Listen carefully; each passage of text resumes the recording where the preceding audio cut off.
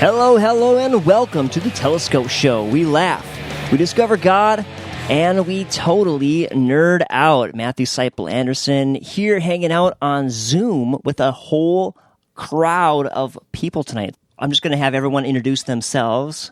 Katie, you want to go first? I'm Katie. Spoiler alert. Should we do that again? No, I think we're good. I'm Katie. Okay, I'm Kiana. Just Kiana, kind of like Cher. Yeah, you can call me Cher if you want. All right, and we have one other person on the Zoom call with us. Hi, I'm Emma. So Emma and Kiana are a little bit younger than Katie and I. Just a little. Just a little Just bit. a little. We thought they would be much better at talking about Miss Marvel than we are. So, Especially since they've seen all of it. shh, that's our secret. Well, it's not anymore. So we're going to have fun talking about Miss Marvel on today's episode of the show. However, first of all, do you all know that we just experienced a super buck moon just a few days ago? And all I can do is picture a moon like bucking like a horse. All right. What does that mean? Well, it's called a buck moon because the bucks get their antlers this time of year, apparently. Oh. But it's a super moon because the phase of the moon is a full moon, and it coincides with the time when the orbit of the moon is closest to the Earth, because the orbit of the moon is not perfect. So it's super close, and it's a full moon, and the bucks are all frolicking and really happy. Okay. Well, no, I'm not picturing a moon frolicking anymore. And now you know. All right. Well, did you guys know that the average mammal takes 21 seconds to empty its bladder? 21 seconds? How long does it take you guys to empty your bladder? Nope, we're not going there. We're not going there. We're moving on. I don't know. Nope. It's nope, not- we're not. We're done. It's the second one in a row I think I've really regretted saying. Okay. Okay, think about this. Think about this. Just, okay, you're an animal. You're outside. You're like, it's dark. It's totally Actually, cool. what- I'm going to do my business. Oh, no, it's a super buck moon. All the predators can see me, and it takes me 21 sechts to take a leak. I want to know how they know that, actually. You're right. How did they find out that? That's really weird. Yep. All right. So, Cool. Well, do you guys have anything enlightening to share with us in our little Do You Know segment? I have one. yes. Did you know that in the comics, Miss Marvel actually has a healing factor? It's one of her powers. Ooh. Really? Super healing is a can- great power. Heal from like a bullet wound by reverting back to her non-powered form. Kind of back to like a regular human form. It can take a toll on her if she does it too often, but That's cool. I think the healing power is a cool power to have. It is. Well, are you guys ready to talk about Miss Marvel? Is it cheesy that we play this little transition beat? I'm not answering that. Oh, all right. All So, right. then we have two other people who can answer. Do you guys like the transition beat? I won't say it's not cheesy, but I like it. There we go. There's one. How about you, Emma? All right. I agree. Not exactly not cheesy. It's not terrible. Transition beat for the win. All right. Well, I would like to hear from Kiana and Emma about some of your favorite moments from the Miss Marvel series. Just some of your favorite scenes, some of the things that stand out. I think Emma should go first this time. No, Emma doesn't want to go first. Not. Okay. No. All right, Kiana, you got this. Okay, one of my favorite scenes was the wedding scene. I don't know if you guys watched that. Is that in episode 2 or 3? When I the think brother 3. gets gets 3 or married. 4. Yeah. Yeah. Yeah, it was 3. I don't know. It's just a fun scene, seeing everyone together, like their family, but also their non-relatives that are kind of feel like family. You know, they're not related by blood. I don't know. Like the overall family vibes is kind of something that's personal to me. Like I really, really enjoy family. Growing up in a really big one, it's like watching them do that with a big family, watching them all have fun. It's kind of like, oh, like I kind of get what they're feeling. I've kind of been there, and it's really nice to spend that time with family. Cool. That's awesome. All right, how about you, Emma? You're up. I like the campfire scene when she's with one of the red daggers. I can't remember. That was a fun scene because she was like different, kind of like she was new and stuff. Yeah. Yeah, it was really nice to kind of see just them hanging out too, like kind of as friends do. It kind of helps make her character feel more. She already feels a lot like us, being around our age, or she is my age. But that scene specifically, it's just watching her hang out with friends, kind of like we do. Mm-hmm. So you can kind of relate to her better. She's not just some random character out there. Feels more relatable. You could go hang out with her. Yeah. Cool. Is there anything you really didn't like about the season, the characters, the scenes? The only thing that really got me was the fight scenes, but I think maybe that's just like a personal preference. You know, like Shang-Chi was one of my favorites. I love watching fight scenes when they're well done, when you have two fighters who are experienced and trained. I think it's so cool to watch those. And Miss Marvel kind of didn't have that. It had that for some of the characters, but not for her. So it was kind of one-sided. But I think for the characters, the fight scenes made sense. I mean, she's not experienced like at all. So it makes sense watching as just personally. And not as fun to watch, but it stays in character then. Yeah. How about you, Emma? Honestly, I have more likes than like specific dislikes about the show.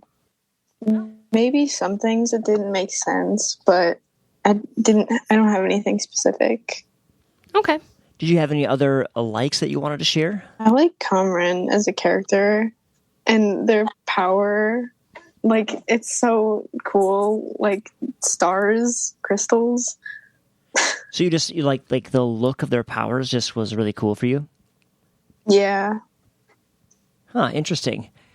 And knowing you guys, you are a huge artist, so it's kind of interesting that, and Kiana is big into karate, so it's interesting that Kiana's picking up on the fight scenes, you're picking up on the visual, like the aesthetic and how the powers are portrayed. Pretty cool. As a psychologist, I'd say, what does this say about you? This is fun. I like this. I guess it says that we just notice what we are into. Yeah, we notice what we're into. I love it. You know what I liked? I liked the dad. I just related. And personally, I thought his costume for Avenger Con was boss. Well, I just don't think we should talk about Bruno, so let's move on. That song, anytime they said Bruno in the first couple episodes, I just got the song stuck in my head. So what would you guys say were some like lessons or maybe morals that you could pull out of season 1?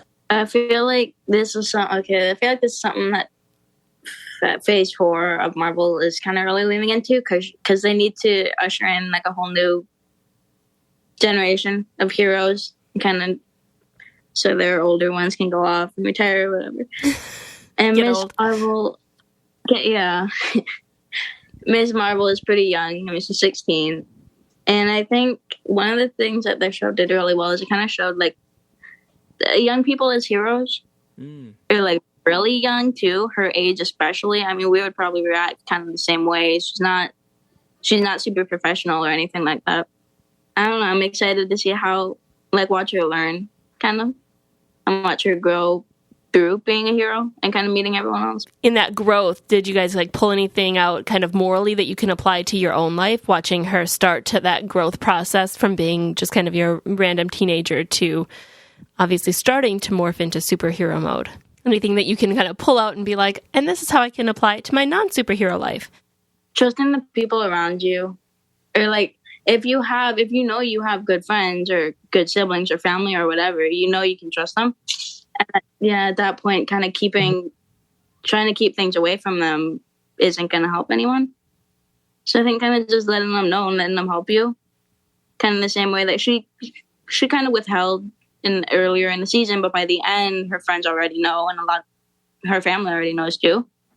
But it's kind of not what she expected. You know, they're open to it and they're excited about it. They're really accepting of it. Yeah, I thought it was really cool that her mom actually made her costume, and she like fought so much with her mom early on. I like that too. So speaking of that, what did you guys think of kind of the parent-teenager dynamic and how that morphed as more of the truth came out? I mean, they started from like very quarreling because Kamala, like she was trying to protect Kamala and stuff but ended up just like being strict and taking away her fun. And then as it went on, they just kind of like started getting along together better. I like seeing kind of like the ups and downs of their relationship. You know, like sometimes they were fighting, kind of like a hate-love relationship. They'd be fighting, and then she'd come home and sit down, and they'd be joking and laughing together. And I just like seeing that because that's kind of something you go through, or that people go through with their parents. I feel like it's often that, especially as you get older. Do you think that can be a tie-in for a relationship with God, where some points in life you feel closer to God, other times you feel farther from God, but you have to keep coming back? And sitting on the couch so you can talk. Yeah, I think I think it can feel like that a lot. Especially on our side, you know, the same way that we kind of want to rebel naturally to parents as we get older and we kind of get more restrictions, but also more freedom. It kind of feels the same way with God. Like, you can't walk two paths. You can't like say, I want God, and then go do a bunch of stuff that he says not to do, or that he kind of restricts from you. It can feel the same way too, because you want to push and pull, but there's always going to come a time when you feel like you need him, or like you know that you need him when you don't really have anywhere else to go or anyone else to turn to. And he'll be there the same way that your parents are when you don't have anywhere else to go and you turn to them. Because of the forgiveness that he has, it doesn't matter what else happened before, but if you're really, really willing to turn things around, you can't just turn to him in the times of need. You have to put in the work, and not just church and everything. You have to put in the actual work and build habits so you stick with him. How about you, Emma? Anything you want to add? I mean, but at the same time, like with God, you can always, like if you mess up, you can always come back and sit on that couch like she does with her mom in the show. Yeah, that's really cool. Like just that simple fact of God is always there waiting. He's available 24/7. So I heard through the grapevine, being mad, that you guys have your own made-up fantasy superhero game that's kind of like football. Is that right? Yeah, that's right. So I really just need to know a little bit more about it, because it sounds like they might not jive real well together. So just want to throw it out there. Tell me what your game is and how you guys made it up and who's all a part of it. And yeah. Emma, you want to take this one? I mean, I didn't make it, but I can. Who made it? Kiana did, and Noah, right? Oh, Kiana, are you embarrassed to talk about it? I can do it if you want me to. Yeah, basically, right now, it's just me, Emma, and my brother. We had the idea in December last year, because we were just closing out all the MCU properties for that year. We're kind of ending that phase, and everything is cool. We wanted to like do something with superheroes this year, something fun. So we figured, what if we like made our own teams, which consists of 10 heroes, and then one. All in all, you have 11. You have 10 main heroes, and then one shot in the dark character, which is someone you think you could see in the next year, but it can't be confirmed, they can't be casted, and it can't be like obvious. It's a total shot in the dark. So we figured we'd each pick a team of 10 characters, random characters, and every time we see one of those characters in an MCU property, shows included, within the year of 2022, we will get points for our team. And if they get killed, or if they lose their power, you lose points. If they kill someone else, you lose points. We have like systems for extra points, and we got Emma to join. So this year we've been tracking everything, tracking our points. We have a prize. What's the prize? The prize is whoever wins. The two losers. Originally, this was just one loser, so we modify it. The two losers pool in their money to buy the winner a choice comic. So who's winning? I am. Oh, We would be the same, but and this was Emma's idea, so I have her to thank. She had the idea that if your character dies, originally if your character dies, you lose 2 points. She had the idea that if your character comes back to life, you get 10 points. And Moon Knight is on my team, so technically he died. Oh yeah, and came back to Back in life. season 1. Bad choice on my part. You live and learn with these things. If they come back from the multiverse, does it count as coming back to life? I don't know about coming back to life. If they come back to life, it has to be like the same character. Like it has to be the Iron Man from the 616 world. Got it. If you see another Iron Man, I think you get a point for variant if they're from a different universe. Okay. Okay, that's fair. All right. You guys have thought of that's everything. amazing. That's awesome. So can anyone else join, or is it kind of like a closed game now? Right now it's closed because we already started this year, but for next year, So this will be like a new thing that's going to be ongoing each year? yeah. That's fun. I love it. Oh, hey, speaking of the future, do you guys have any predictions for the future of Miss Marvel? I think they're gonna I think more are gonna come through from the other side, like the portal thing. I think more people are gonna come through. I don't know, just that'll be like the antagonist for the next season. Because they can't close the portal? Like maybe they knew that it opened from the other side. Ah, I see. Okay. How about you, Kiana? The end scene was a good shout out to Carol Danvers, to Captain Marvel. And we know it's going to tie into the Marvels, the next Captain Marvel movie. So I'm assuming that's where Kamala's going to end up next. Like, I don't... You guys have any character predictions? Any, like, character development predictions? I mean, Bruno is definitely going to be back. I don't know. I feel like he could come back anywhere. Like a Thor movie or something. He could kind of just pop up. He's definitely that kind of character. Yeah. Will he get superpowers eventually? Or is he always going to be just the tech nerd? I don't think he'll get superpowers. Not anytime soon. So Anyway. Tech Nerd is kind of superpower. Yeah, they can be like, oh, I'm just going to hack into the security cameras for the whole city. We're done. Miss Marvel and Captain Marvel are very, like, spacey. They're kind of cosmic characters. So do you think they will cross paths with Thor and that whole part of the MCU? Or maybe the Eternals?